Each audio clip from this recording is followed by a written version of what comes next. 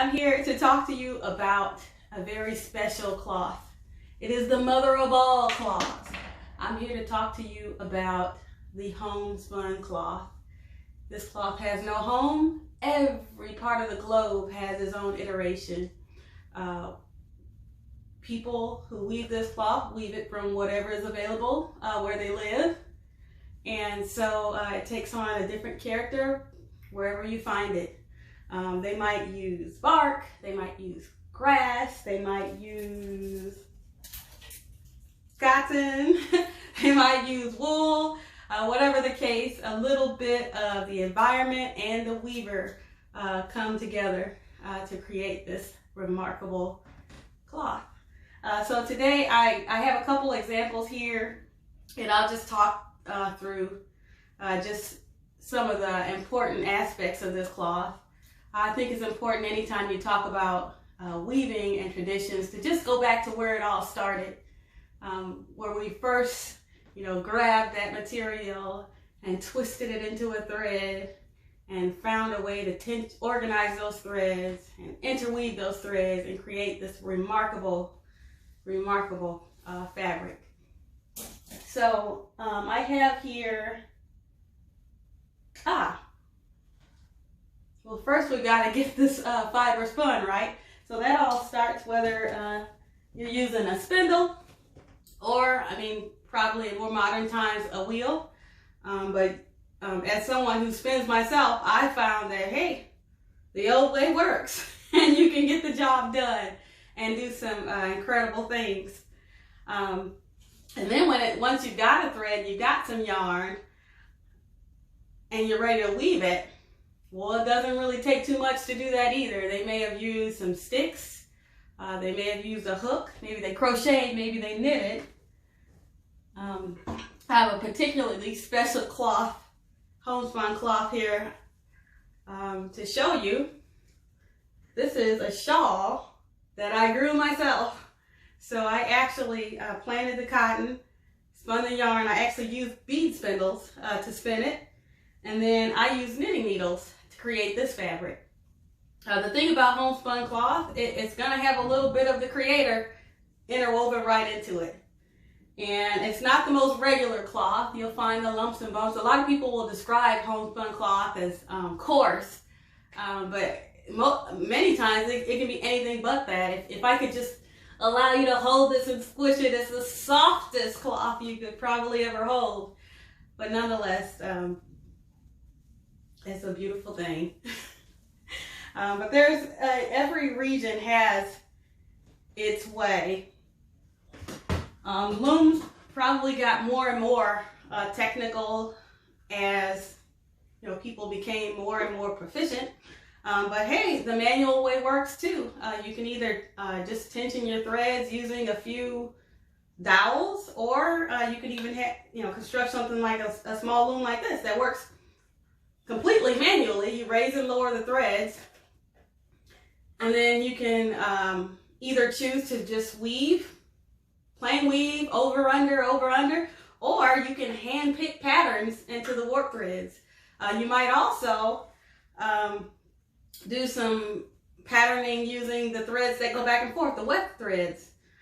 The materials that are used vary depending on where you find this homespun cloth around the world.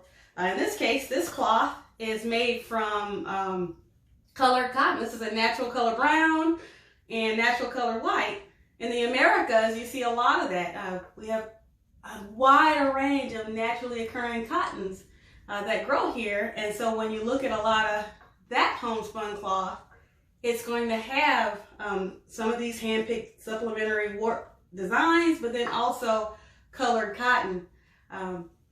Also, I want to show you this remarkable thing. This is a beautiful, oh, I wish you could touch it. I know you probably can't even see all the detail here, but this cloth is from the Hmong people in Southeast Asia, and it's constructed completely of hand-spun cotton, but the way the surface design of, we've got some cross stitching here, we've got some ribbon added, but then also if you squint your eyes, hopefully you'll be able to find a closer look at this.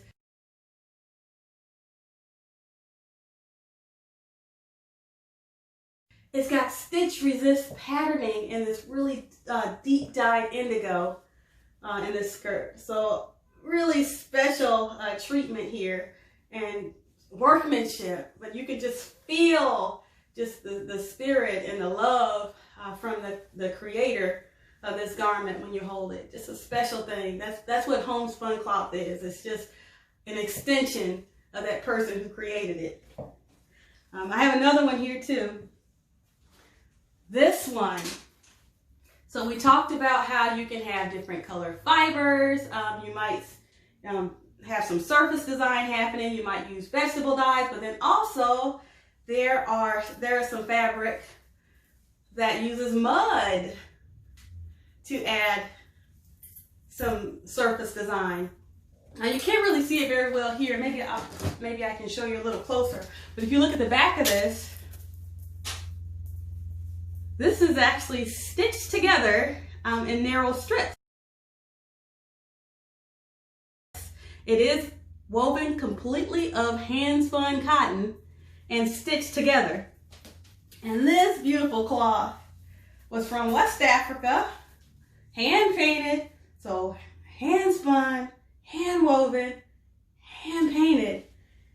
And you can only imagine, I know from here it might look like, oh, perhaps this might be a coarse cloth, but this cloth, how can I describe it? It's a lot like, I don't know, well-worn flannel sheets. I mean, it's that soft, it's that squishy, and it's beautiful, just beautiful. And again, just a part of that, those spinners and weavers are interwoven in this, and you just feel something when you see it and when you wear it. I have another one here too. This one is another West African cloth. It's a Korogo cloth, and it's got some creatures. This particular one does have some creatures painted on in the vegetable dye, and it's just beautiful. And again, it is woven in narrow strips and stitched together, and you can just see and feel all the character that goes into creating this homespun cloth. I have one more. This one's actually from me. And I used natural color cotton for this one. And it's just a plain tabby weave, and it is hand spun. But again, it really doesn't take much to decorate this sort of cloth, because it's really a part of me. And I know a lot of people might ask, well, why would somebody go through all that trouble? Why would you plant seeds, fuss over them for months on end, harvest and, gin the seeds out of the fiber and hand spin it for hours and hours and weave it together? Well, you know what? I do this for my health. It does something for me to take what God has given us and create something useful and something beautiful. If you look at it, I mean, you can see all the lumps and bumps and character, and that's just all me interwoven here. And it's a beautiful thing, and I can't imagine not doing it at this point. It started off as just an idea that, oh, perhaps I could make some clothing, and it just went into me just reconstructing that knowledge all the way from the beginning, from raw material all the way to finished product, and it is special. So hopefully more people will grow to appreciate and love the homespun country cloth, whether you're calling it kente or calling it Osnaburg, wherever you are in the world, and whatever you call it, any cloth that has been worked and loved on for the amount of time, with the amount of effort and amount of love that our hand spinners and weavers do, deserves some attention.